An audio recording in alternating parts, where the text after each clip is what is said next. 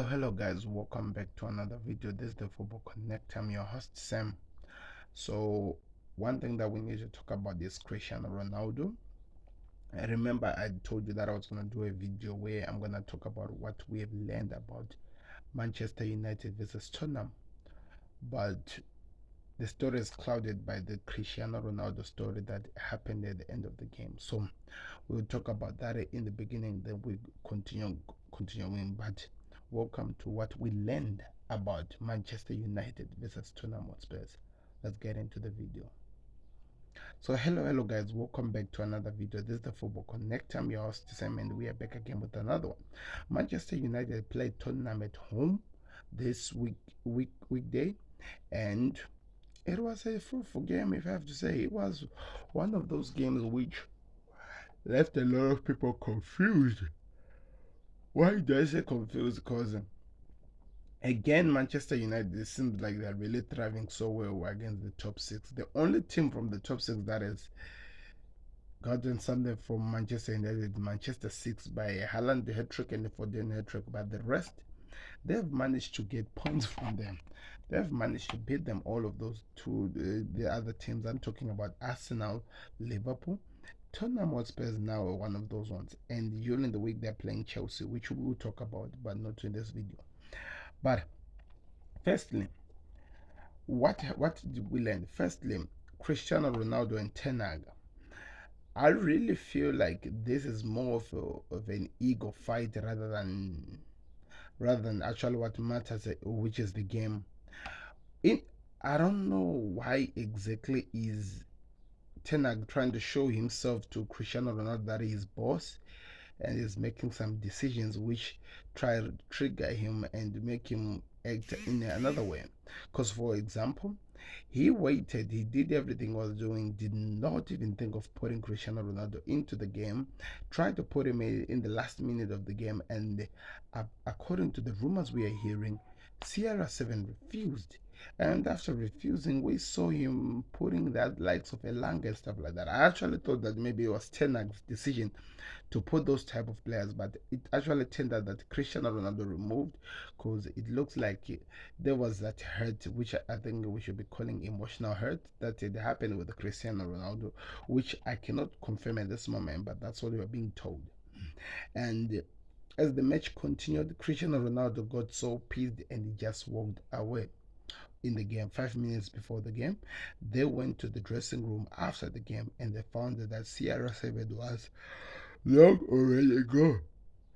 And I feel like that was an insult to both the club, his teammates, and also maybe, I don't know, the supporters. But also at the same time, you won't really be surprised that this happened, because we knew that it was gonna happen.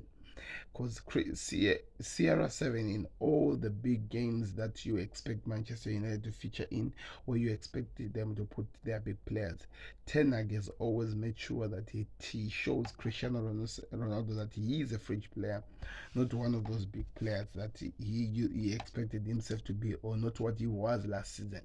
So I think the best of the matter is this: these guys need to sort their differences and let Cristiano Ronaldo go, because we talked about this. Trying to build a team with a player like that, like in terms of his level of fame and his big name and stuff like that, will always have an impact. His actions will always be recognized fast by the media, which derail or disturb whatever you are trying to work on if you are Ten Hag. So if you don't want to use him, don't try to do like what you did in the summer. Let the player go in January transfer. I don't know. That's my thoughts. In the game, Tottenham Hotspurs are crap. Tottenham Hotspurs have looked like they're one of those teams that we're gonna shock the world, which we're gonna run with an amazing undefeated run and do some things.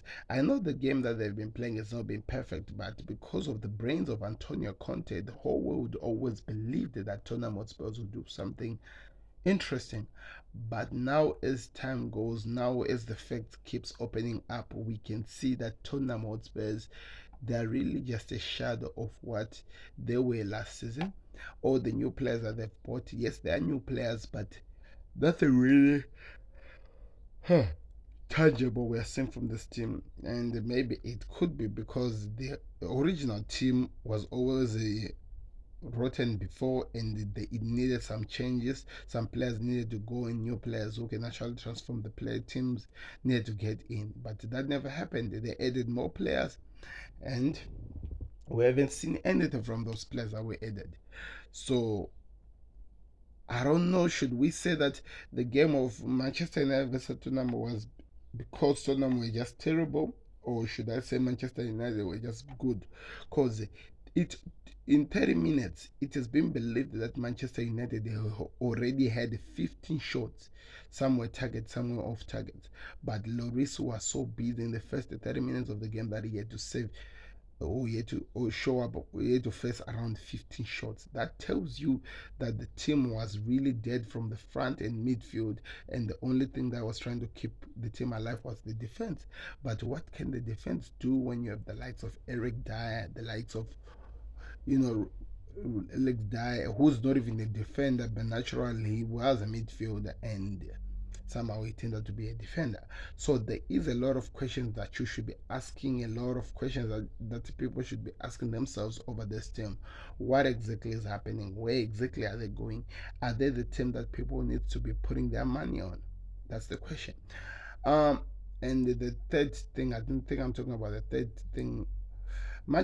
Second tier, I think is the, yeah, Manchester United was just so good, and there are a couple of individuals we need to highlight who turned up for the game. The likes of Bruno Fernandes. I don't want to lie to you, he was for me the difference maker in that game. Of course, Casemiro was doing the dirty work of defending and stuff, but Bruno Fernandes always knew how to use the game, yeah, or the ball when he had it on his feet. Always knew how to set it to the players who were around him, so that he makes the defense and the midfield of Tottenham Hotspur's work.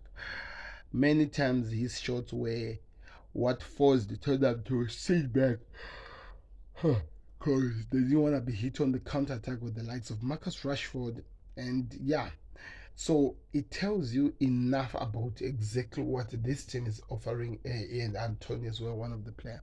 It tells you exactly what this team is offering. It tells you exactly where the likeness of this team will be going forward, and it tells you how much dangerous they could be. So I'm really looking forward to see where United goes. I'm really looking if Bruno Fernandes is able to keep this type of form he has proven and he's showing. I think this team will be one of the teams that will be unbeaten, who can be dangerous, who can fight for top four. But I think it's too early to talk about those things. So I want to hear your thoughts in the comment section. What else did you think made Manchester United so perfect, the perfect team against Tottenham Hotspurs? And what can you say about the Cristiano Ronaldo situation? I'm curious to hear your thoughts in the comment section. Click here if you want to watch my Liverpool thoughts on the game that they played and my thoughts on Darwin Núñez in terms of his progress. Click here to watch some big match preview and reviews, because we always cover that each and every day. 22 videos have been done already between previews and reviews, so you always find something to watch.